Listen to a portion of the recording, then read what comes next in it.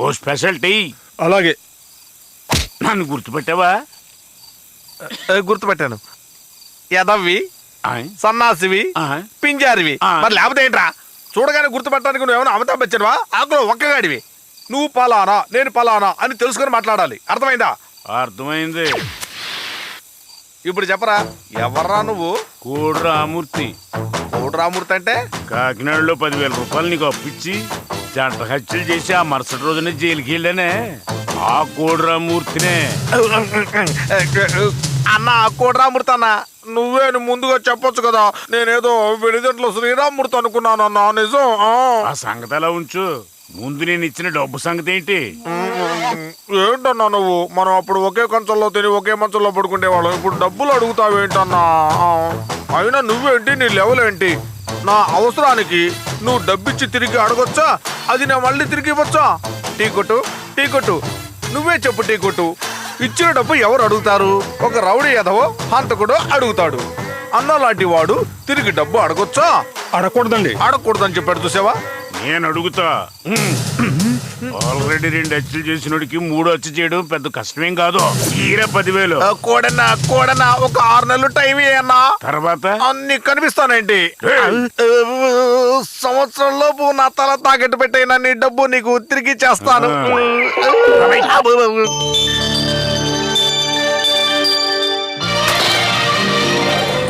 Sir Nirmala ఎక్కడుంది? కోనేటి గట్టు దగ్గర ఉంది.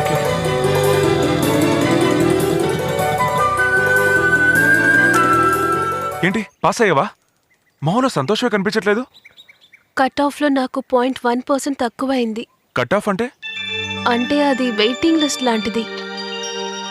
మెరిట్కి 0.1 మార్క్ తక్కువైంది. అందుకని గవర్నమెంట్ కాలేజ్లో సీట్ దొరకదు. ప్రైవేట్ కాలేజ్లో కావాలంటే చేరొచ్చు. మరి ఇంకేంటి, చేరితే పోయే. అదంత ఈజీ కాదు. గవర్నమెంట్ కాలేజ్ అంటే డొనేషన్ ఉండదు, ఫీజు మాత్రమే. అది చాలా తక్కువ. ప్రైవేట్ కాలేజ్ అయితే డొనేషన్ చాలా ఎక్కువ ఉంటుంది.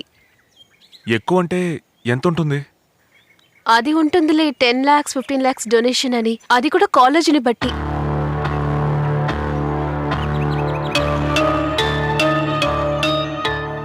సర్లే, నాకది రాసి పెట్టలేదు, వదిలే. అలా వదిలేయకూడదు.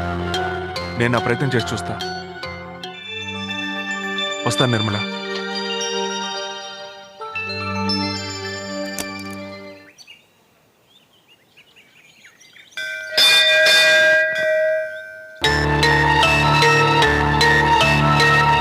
అది ఉంటుందిలే 10 lakhs 15 lakhs డొనేషన్ అని. అది కూడా కాలేజీని బట్టి.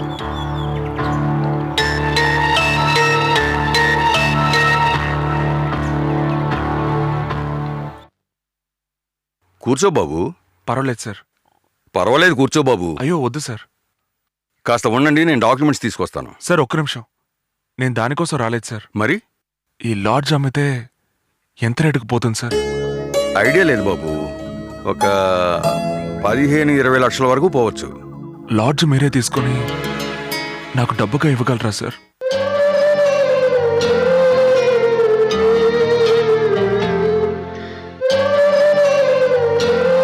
అదేంటి బాబు, వంశపారంపర్యంగా వస్తున్న ఆస్తి దాన్ని పోయి అమ్ముతానంటావేంటి? కావాలంటే లీజు 2-3 సంవత్సరాలు ఎక్స్టెండ్ చేసుకోనా? వద్దు సార్, మీరు కొనగలరేమో చూడండి. అంత డబ్బు ఇప్పుడు నీకేం అవసరం వచ్చింది? ఒక మంచి పనికి అవసరం అవుతుంది సార్. సరే బాబు, అయితే నేనే తీసుకుంటాను. Thanks sir.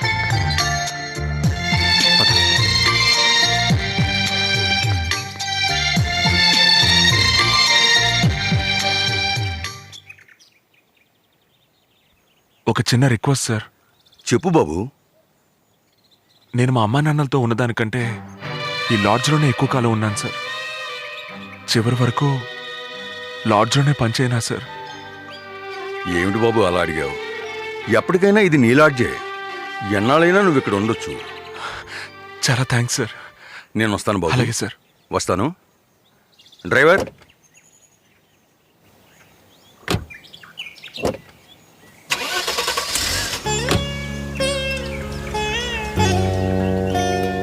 చివరి వరకు ఆ లాడ్జి ఓనరు నువ్వేనని ఎవరికీ తెలియకుండానే పోయిందిరా.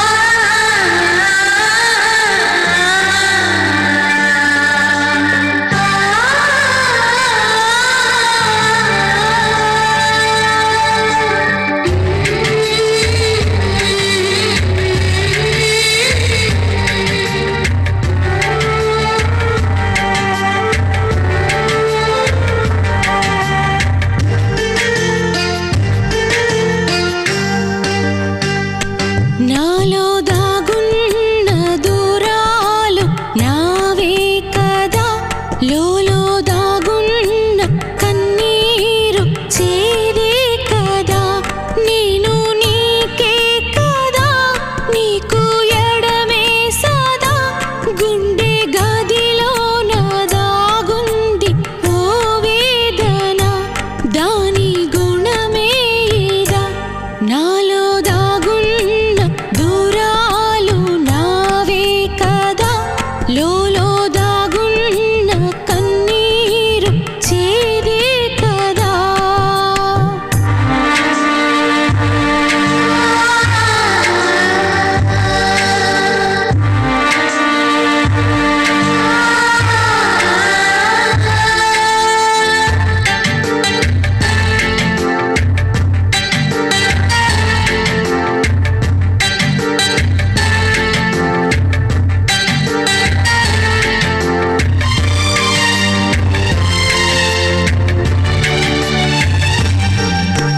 ఓ ఎండమావి నన్ను కోరి పిలిచే, నీరే లేదని తెలిసి కూడా వెంటాడినా, నన్ను చూసి నవ్వే ఆ ఎండమావి, ఉన్నవి వదిలి లేనిది వలచి మిగిలానులే.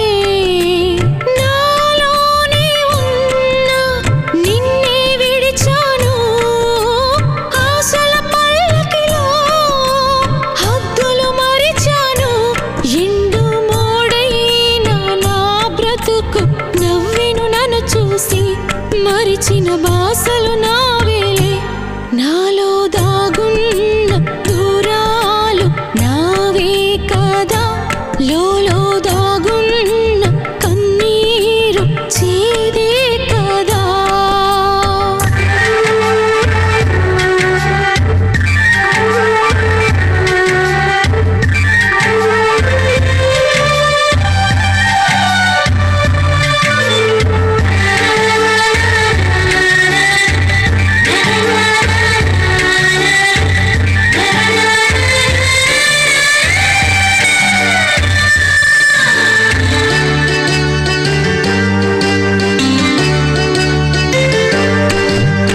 నాలోని నేను నన్ను మరిచినాను, వలచిన ప్రేమను వంచన చేసి దూరం చేశాను, నా చేదు గతము నన్ను కృంగదీసి, కల్మషమెరుగని ఆత్మదూత నన్నే గెలిచింది.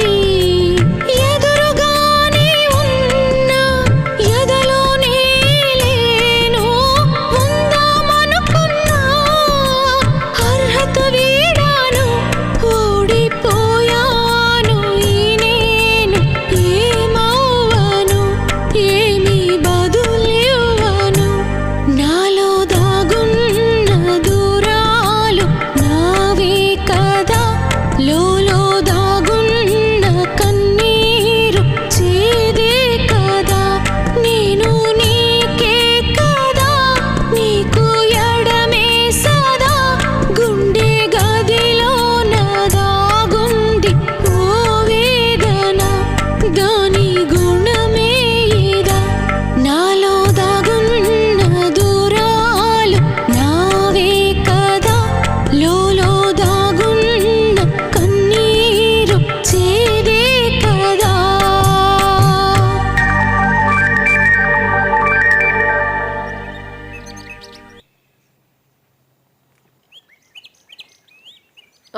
గోపాల్, సూర్య ఎక్కడా? లాడ్జ్కి వెనక వైపు ఉన్నాడమ్మా. Thank you. ఆ. హాయ్ సూర్య, స్వీట్ తీసుకో. ఏంటి విశేషం?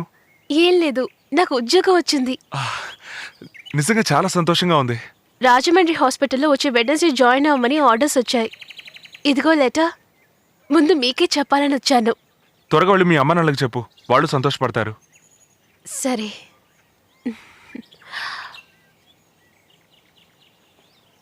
చాలా థ్యాంక్స్ సూర్య.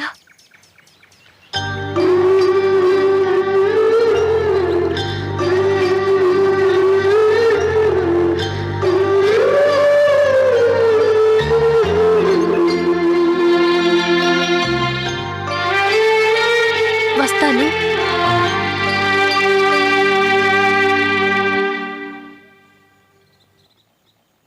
నిర్మల రేపు ఊరికి వెళ్ళిపోతుంది. ఇప్పుడున్న పరిస్థితిని బట్టి చూస్తుంటే నిర్మల ఎలాగైనా సూర్య మనసు మార్చి తనతో పాటు వాణ్ణి ఊరికి తీసుకెళ్ళిపోయేలా ఉంది. ఈలోగా నీ ప్రేమ గురించి చెప్పే. ఆయన మనసులో నిర్మల ఉన్నప్పుడు నేనెలా గోపి ఆయనతో చెప్పగలను? ఇందులో తప్పే ఉంది? నువ్వు వాడికి మంచి చేసావు కానీ ద్రోహం చేయలేదు కదా. పరీక్షల్లో 0 మార్కులు తెచ్చుకుంటాడు చూడు, వాడు అసలు దేనికి బాధపడ్డు, ఎందుకంటే వాడికి చదువు అవ్వలేదు కాబట్టి.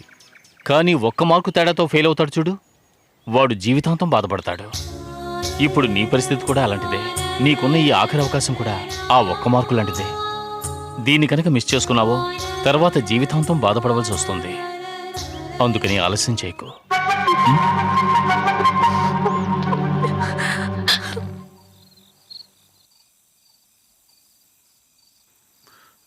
హాయ్ సూర్య. ట్రైన్ టికెట్ తీసుకున్నాను. చాలా థ్యాంక్స్ సూర్య. టికెట్ రేపు ఈవినింగ్ 5:30కి చెన్నై ఎక్స్ప్రెస్.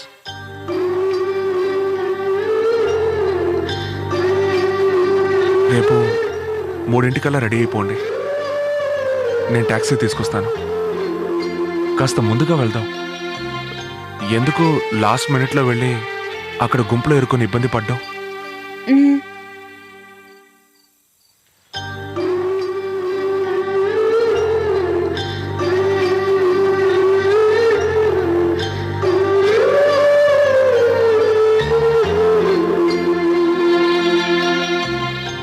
వస్తాను.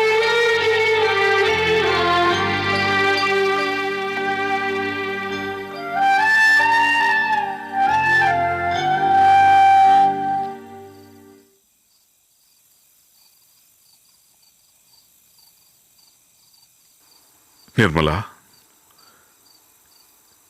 ఇంకా ఎందుకమ్మా దాపరికం? నాకు బాగా తెలుసు నీ మనసు నిండా సూర్య ఉన్నాడని. ఇంకా ఎందుకమ్మా లేట్ చేస్తావు? వెంటనే తనతో చెప్పేయి. నేను కూడా ప్రతిసారి సూర్యతో చెప్పాలి అనుకుంటున్నాను, కానీ చెప్పలేకపోతున్నాను. ఎందుకమ్మా ఇంకా ఆలోచన? ఇంత జరిగాక కూడా సూర్య మనకు సాయం చేశాడు కదా. తన మనసులో కూడా నువ్వే ఉన్నావమ్మా.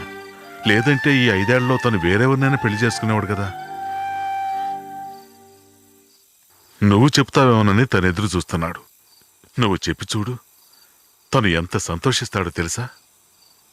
చెప్తాను నాన్న. నిర్మల, చెప్పడానికి మొహమాట పడి తనతో చెప్పకుండా మాత్రం ఉండకమ్మా. అలాగే నాన్న.